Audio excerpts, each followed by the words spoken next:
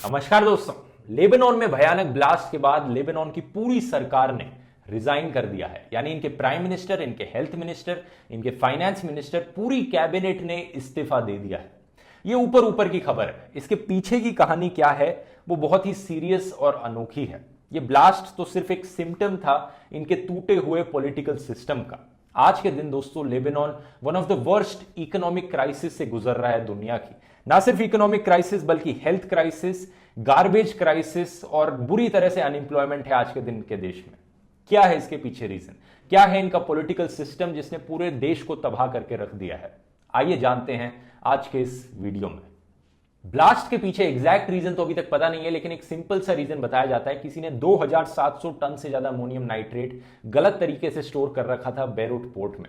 Beirut ये Lebanon की capital city है। अब बेरूट पोर्ट को दोस्तों डायरेक्टली सरकार के द्वारा कंट्रोल नहीं किया जाता, इसे जॉइंटली मैनेज किया जाता है बाय द कस्टम्स अथॉरिटी और बेरूट पोर्ट अथॉरिटी के द्वारा। अब बात यह है, जो कस्टम्स अथॉरिटी है उसे कंट्रोल करने वाले लोग इनके प्रेसिडेंट के लॉयल सपोर्टर्स हैं, और जो बेरूट पोर्ट अथॉरिटी है उसे कंट्रोल करने वाले लोग इनके पुराने फॉर्मर प्राइम मिनिस्टर के सपोर्टर्स हैं। इन दोनों के बीच में काफी कॉन्फ्लिक्ट होता है और बेसिकली करप्शन और नेग्लिजेंस की वजह से ऐसी गलती हो पाई। अब आप पूछेंगे यहां पर कि ये कैसे हो सकता है कि इनके प्रेसिडेंट के सपोर्टर्स कुछ कर रहे हैं, इनके फॉर्मर प्राइम मिनिस्टर के सपोर्टर कुछ कर रहे हैं। इसके पीछे दोस्तों हमें लेबनान का पॉलिटिकल सिस्टम समझना पड़ेगा। बहुत ही अनोखा सिस्टम है कि किस तरह से काम करता है। लेबनान जो कंट्री है दोस्तों, ये सीरिया के बॉर्डर पे है। इसकी रिलीजियस डेमोग्राफिक्स बहुत इंटरेस्टिंग है। इस कंट्री में 27% लोग शिया मुस्लिम्स हैं, 27% लोग सुन्नी मुस्लिम्स हैं, 21% लोग मैरोनाइट क्रिश्चियंस हैं।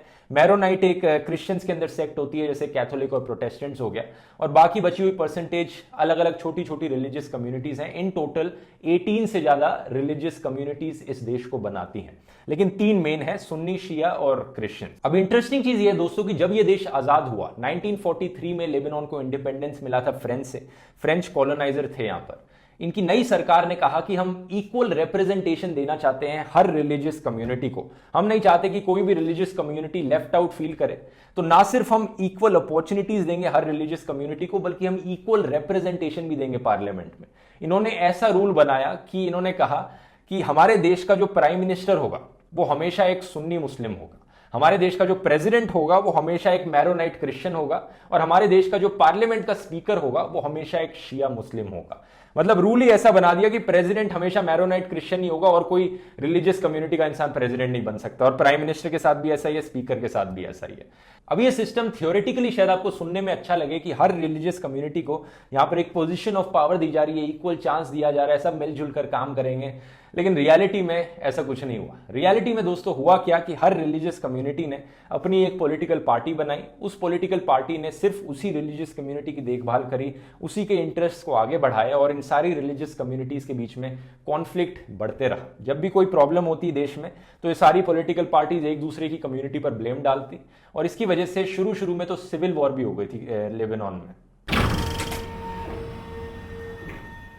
1975 से लेकर 1990 तक चली है सिविल वॉर। हालांकि इसके पीछे कई रीजंस बताए जाते हैं, जैसे कि पैलेस्टीन से एक बड़ी संख्या में रेफ्यूजीज भी आए थे, जिससे कई और कॉन्फ्लिक्ट्स ट्रिगर हो गए थे। लेकिन इस सिविल वॉर के खत्म होने के बाद सेकेंड रिपब्लिक एस्टैब्लिश किया गया लेबनान के अंदर। इससे पहले जो इनके प्रेसिडेंट थे, जो मैरोनाइट क्रिश्चियन थे, उनके पास कहीं ज्यादा पावर होती थी as compared to prime minister and parliament. लेकिन प्रेसिडेंट की पावर कम करी गई इसके बाद, और थोड़ी और इक्वल रिप्रेजेंटेशन दी गई। और इसी के बाद ही था कि क्रिश्चियंस और मुस्लिम्स को इक्वल रिप्रेजेंटेशन दी गई पार्लियामेंट में। तो 1990 के बाद आपको सुनकर लगेगा कि चलो अब थोड़ी चीजें आसान हो जानी चाहिए, लेकिन जैसा मैंने बताया पॉलिटिकल पार्टीज एक दूसरे को ब्लेम करती रही। कंट्री ढंग से फंक्शन नहीं कर पाई क्योंकि रिलीजन इतना ज्यादा इन्वॉल्व था पॉलिटिक्स के अंदर कि हर कम्युनिटी अपनी ही कम्युनिटी की पॉलिटिकल पार्टी को वोट देती और वो सिर्फ अपनी कम्युनिटी के ही इंटरेस्ट को आगे बढ़ाते। इससे क्या हुआ दोस्तों, जो एक्सटर्नल फोर्सेस थी वो भी अपना इंफ्लुएंस जमा सकती थी लेबनान के ऊपर। एक्सटर्नल फोर्सेस मतलब बाहर की कंट्रीज। अब जैसे कि ईरान शिया मुस्लिम कंट्री है और Saudi Arabia Sunni Muslim country. अब दोनों कंट्रीज ने अपना इंफ्लुएंस जमाया लेबनान के ऊपर। इनकी जो पॉलिटिकल पार्टी थी लेबनान के अंदर शिया मुस्लिम्स की और सुन्नी मुस्लिम्स की, उसको पीछे से सपोर्ट किया गया इन शिया और सुन्नी मुस्लिम्स की कंट्रीज के द्वारा।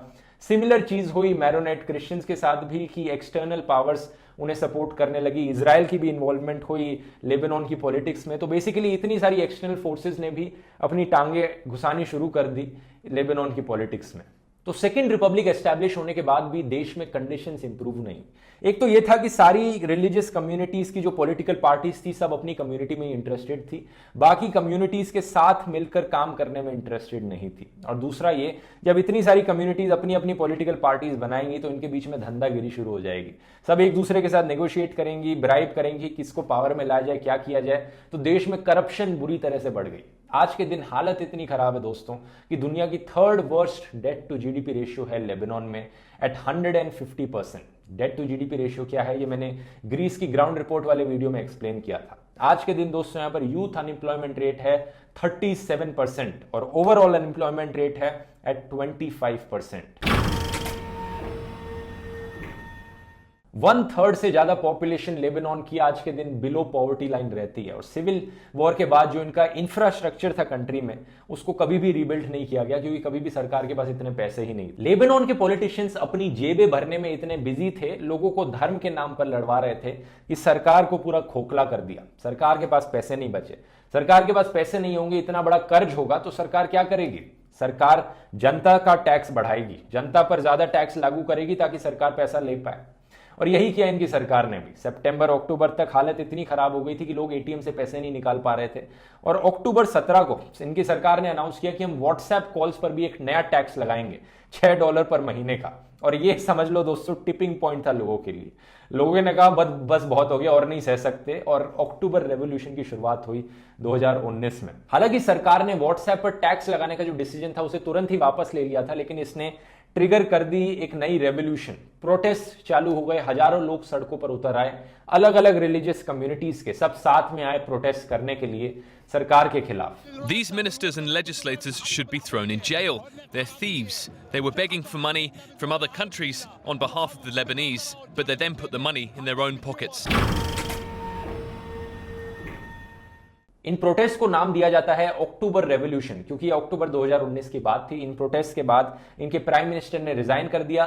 For 13 days, the Lebanese people have waited for a decision for a political solution that would stop the deterioration. I've tried during this period to find a way out, to listen to the people's voice and to protect the country from economic security and social dangers. Today, I will not hide it from you. I have reached a dead end. एक नए prime minister elect हुए जिनका नाम था हसन दियाब और इन्होंने announce किया कि लेबनान को सख्त इकोनॉमिक कदम उठाने की जरूरत पड़ेगी ताकि इनकी सिचुएशन सुधारी जा सके। Dear Lebanese, our efforts should focus on preventing the collapse and restoring confidence and safeguarding national unity by consolidating bridges of understanding between all Lebanese people. लोगों को बहुत उम्मीद थी इनके नए प्राइम मिनिस्टर से, लेकिन उसके बाद आई कोविड-19 की क्राइसिस जिससे इकोनॉमिक कंडीशन बद से बदतर होती चली गई और उसके बाद ये ब्लास्ट हुआ और इस ब्लास्ट के बाद इनके नए प्राइम मिनिस्टर ने भी अपना इस्तीफा दे दिया है। نريد أن نفتح الباب أمام الإنقاذ الوطني الذي يشارك اللبنانيون في صناعته، لذلك أعلن اليوم استقالة هذه الحكومة। ब्लास्ट की वजह से एस्टिमेट किया जाता है कि 3 लाख से ज्यादा लोग बेघर हो गए और $15 बिलियन से ज्यादा का डैमेज हुआ। इसे भी एक तरह का ट्रिगर पॉइंट कहा जा सकता है जिससे लोग और भी ज्यादा गुस्सा हो गए, प्रोटेस्ट और बढ़े और फाइनली सरकार को रिजाइन करना पड़ा। प्राइम मिनिस्टर ने रिजाइन करते वक्त कहा कि अब भगवान भरोसे है ये देश और करप्शन इतना ज्यादा है इस कंट्री के अंदर कि हम सरकार भी कुछ नहीं कर सकते। अल्लाह यहमी लबनान, अल्लाह यहमी लबनान, अल्लाह यहमी लबनान, इश्त व मुआशा लबनान। लेकिन प्रोटेस्टर्स की डिमांड यहां पर खत्म नहीं होती। प्रोटेस्टर्स की अल्टीमेट डिमांड है कि पूरे देश का पॉलिटिकल सिस्टम बदला जाए। ये जो सेक्टेरियन पॉलिटिकल सिस्टम है, अलग अलग सेक्ट्स में, रिलीजियस कम्युनिटीज में लोगों को डिवाइड कर रखा है, उसके बेसिस पे पॉलिटिशियंस इलेक्शन जीतते हैं, सिस्टम काम करता है, इसे खत्म किया जाए और नॉर्मल सिस्टम बनाया जाए जैसा बाकी कंट्रीज में यूज किया जाता है। इतना ज्यादा धर्म को इन्वॉल्व ना किया जाए पॉलिटिक्स के अंदर और जो करप्शन है और टैक्सेस हैं उन्हें भी सही किया जाए। ये कुछ और डिमांड्स हैं प्रोटेस्टर्स की। आने वाला टाइम लेबनान के लोगों के लिए आसान नहीं होगा। नया सिस्टम एस्टैब्लिश करना मुश्किल काम होने वाला है। ये जो पॉलिटिकल एलीट्स इनकी सरकार में बैठे हैं उन्हें ओवरथ्रो करना आसान काम नहीं होगा। आज के दिन जो one of the most powerful political parties है हेजबुल्ला, शिया डोमिनेटेड है, इसे कई कंट्रीज जैसे कि यूएसए, यूरोपियन यूनियन टेररिस्ट का दर्जा देते हैं क्योंकि ये अपने मिलिशियाज बना चुकी हैं पॉलिटिकल पार्टीज, अलग अलग इंस्टीट्यूशंस को कंट्रोल करती हैं, अपने अलग अलग रीजन्स को कंट्रोल करती हैं। एक्सपर्ट्स का कहना है कि आइडियल रिजल्ट ये होगा कि ये जो प्रोटेस्टर्स हैं नेगोशिएट करें एग्जिस्टिंग पॉलिटिकल पार्टीज के साथ कि नए इलेक्शंस कंडक्ट करे जाएं नॉन सेक्टेरियन बेसिस पे, यानी जो रिलीजियस कम्युनिटीज का डिवीजन था इसे कंप्लीटली हटा दिया जाए और ऐसे इलेक्शंस हो जिसमें धर्म ना देखा जाए लोगों का इलेक्ट करने से पहले, उन्हें कोई भी प्राइम मिनिस्टर बन सके, कोई भी प्रेसिडेंट बन सके। और ये जो इलेक्शंस होंगे और जो ट्रांजिशन होगा पावर का, इसे ओवरसी किया जाए इंडिपेंडेंट ग्रुप्स के थ्रू, जो कि इंटरनेशनल पीस कीपिंग ऑर्गेनाइजेशंस हो सकती हैं, एनजीओज हो सकते हैं या टेक्नोक्रेट्स हो सकते हैं लेबनान के खुद के देश के। आज के लिए इतना ही दोस्तों, मैं उम्मीद करता हूं ये वीडियो आपको इन्फॉर्मेटिव लगा होगा, इसे शेयर कीजिए और अगर और इन्फॉर्मेटिव नॉलेजेबल चीजें आप सुनना चाहते हैं तो आप मेरे स्पॉटिफाई पर पॉडकास्ट भी सुन सकते हैं, फ्री है, फ्री टू लिसन है। स्पॉटिफाई ऐप में जाएंगे, बस महाभारत सर्च करिए, जहां पर मैंने कई इन्फॉर्मेटिव पॉडकास्ट बनाए हैं हमारे देश के सिस्टम को समझाते हुए ये किस तरह से काम करता है। लिंक मैंने डिस्क्रिप्शन में डाल दिया जिन लोगों को नहीं पता। और अगर आपको मेरा काम पसंद आता है मुझे सपोर्ट कर सकते हैं patreon.com/ध्रुव राठी पर या यूट्यूब पर मेंबर बन के ज्वाइन बटन क्लिक करके, ताकि ऐसे ही और वीडियोस और पॉडकास्ट मैं आपके लिए फ्यूचर में बनाते रहूं। चलिए मिलते हैं अगले वीडियो में फिर दोस्तों, बहुत बहुत धन्यवाद।